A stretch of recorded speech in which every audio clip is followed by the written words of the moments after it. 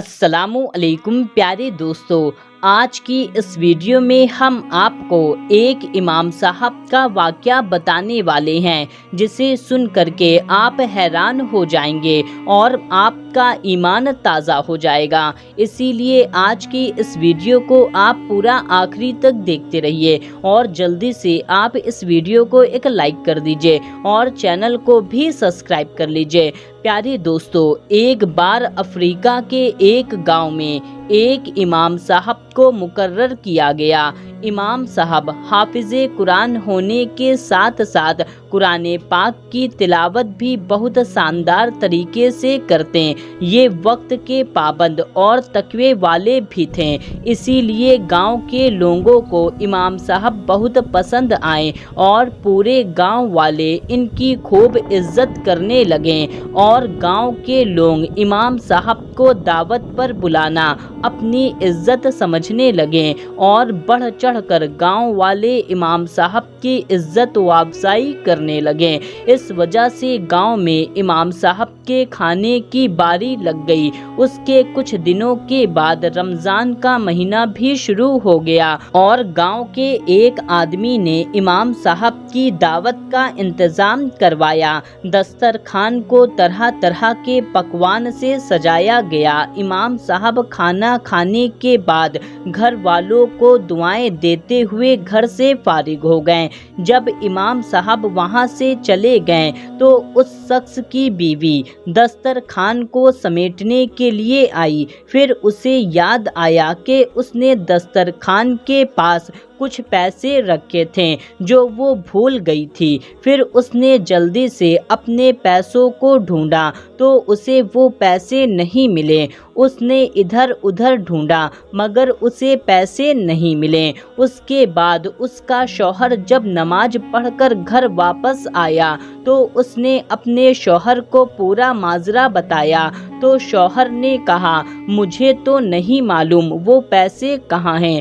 थोड़ी देर सोचने के बाद उन्होंने कहा, आज इमाम साहब के अलावा हमारे घर में कोई नहीं आया और इस घर में हमारे सिवा एक दूध पीती बच्ची है, इसलिए हो ना हो उस पैसे को इमाम साहब ने ही लिया है और वही इन पैसे को चुरा करके ले गए हैं। ये सोचकर उस शख्स को इमाम साहब पर बड़ा गुस्सा आया और अपनी बीवी से कहने लगा, हमने तो इमाम साहब को इस मुबारक महीने में इतनी अच्छी दावत करवाई मगर उस इमाम साहब ने बदले में हमें ये सिला दिया। मगर इन लोगों ने शर्म के मारे इमाम साहब से पैसे के बारे में पूछना मुनासिब ना समझा। मगर उस दिन के बाद से वो शख्स इमाम साहब से कतराने लगा। इस वाक़ये को पूरा एक साल बीत गया। फिर रमज़ान के महीने में उसी घर में दावत की बारी आ गई। उस शख्स ने बीते वाक़ये को सामने रख करके बीवी से मशवरा किया कि हम इस बार इमाम साहब को दावत पर नहीं बुलाएंगे। मगर बीवी ने कहा, हो सकता है उस वक्त इमाम साहब को कोई मजबूरी या परेशानी रही हो, इसलिए उन्होंने उन पैसों को उठा लिया। हमें उन्हें माफ़ कर देना चाहिए और इस बार भी उनको दावत पर बुलाना चाहिए। दोस्तों, शौहर ने अपनी बीवी की बात मान ली और इस बार दावत दी। शाम को जब इमाम साहब आए, जब उन्होंने दावत खा लिया तो उस शख्स ने इमाम साहब से कहा, क्या आपने कुछ महसूस किया है? मैं पिछले रमजान से आपसे कतरा रहा हूँ। इमाम साहब ने कहा, मुझे मालूम है। उस शख्स ने कहा, इमाम साहब, मैं आपसे कुछ पूछना चाहता हूँ, आप उसका जवाब सही सही से दे दीजिए। इमाम साहब ने कहा, पूछिए। उस शख्स ने कहा, पिछली बार मेरी बीवी दस्तरखान के पास कुछ पैसे रखकर भूल गई थी, फिर वो पैसे वहाँ नहीं मिले।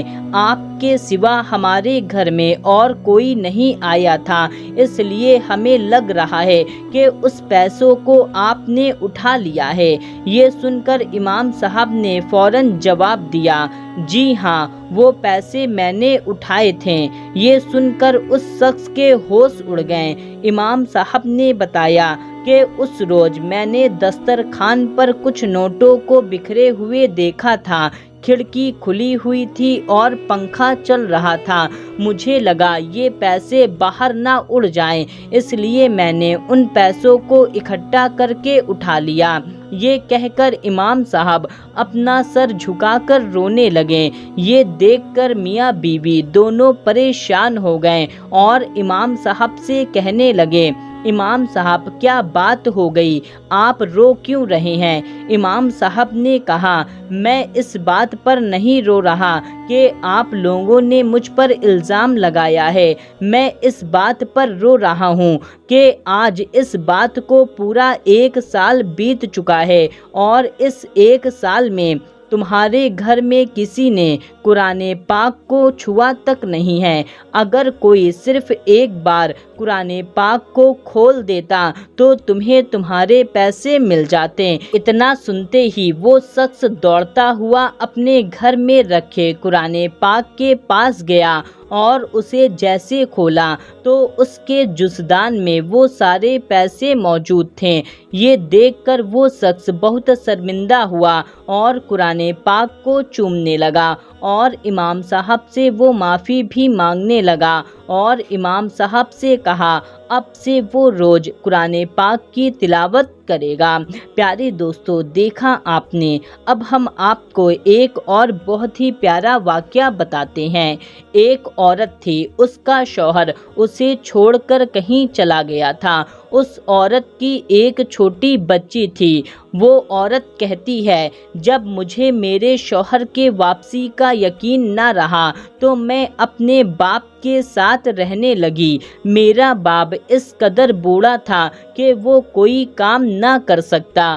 ہمارے دن فاقوں میں گزرنے لگے۔ ایک دن میری بیٹی کو شدید بخار ہو گیا۔ میں بہت پریشان ہو گئی۔ کچھ سمجھ میں نہیں آ رہا تھا کہ میں کیا کروں۔ اچانک میرے دل اور دماغ پر اللہ تعالیٰ کا یہ ارشاد چھا گیا، کون ہے جو سنتا ہے، جو اس کو آواز دیتا ہے اور اس کی مصیبت کو دور کرتا ہے۔ اس آیت نے مجھ پر ایسا اثر کیا کہ مجھے اللہ پر بھروسہ ہو گیا۔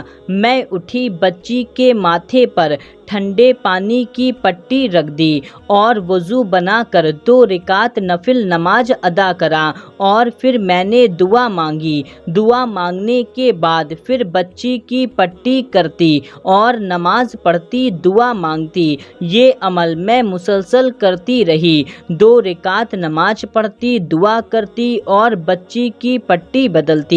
میں اس عمل کو کر ہی رہی تھی کہ اچانک ہمارے دروازے پر کسی نے دستک دی۔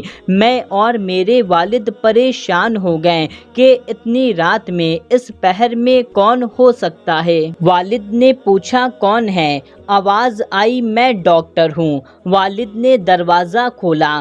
ڈاکٹر اندر آتے ہی پوچھا، مریض کہاں ہے؟ میں نے اشارہ کر دیا۔ ڈاکٹر بچی کو چیک کرتا ہے اور پرچی پر دوائی لکھ کر مجھے دیتے ہوئے کہتا ہے، لائیے میری فیس۔ میں نے ڈاکٹر سے کہا، میرے پاس تو فیس نہیں ہے۔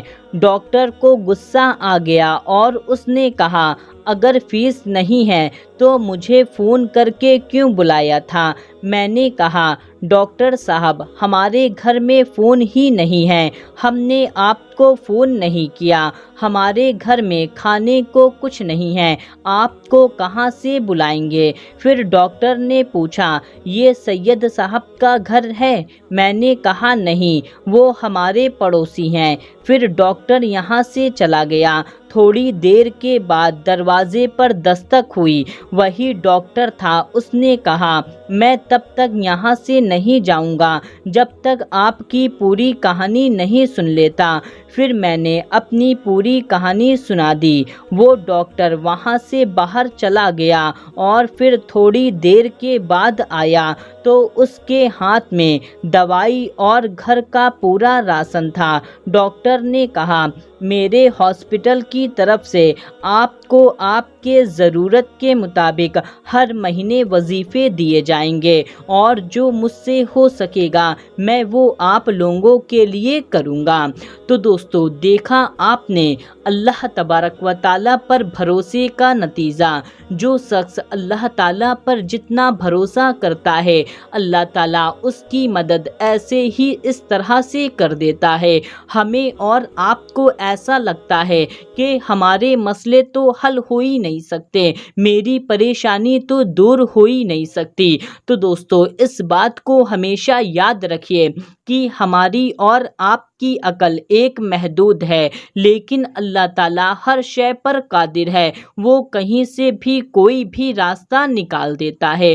بس آپ اللہ تعالیٰ پر بھروسہ رکھیں، اللہ تعالیٰ آپ کی بھی مدد فرمائے گا۔ تو دوستو، یہ واقعہ آپ کو کیسا لگا کمنٹ کر کے ہمیں ضرور بتائیں۔ ملتے ہیں تب تک کے لیے اللہ حافظ۔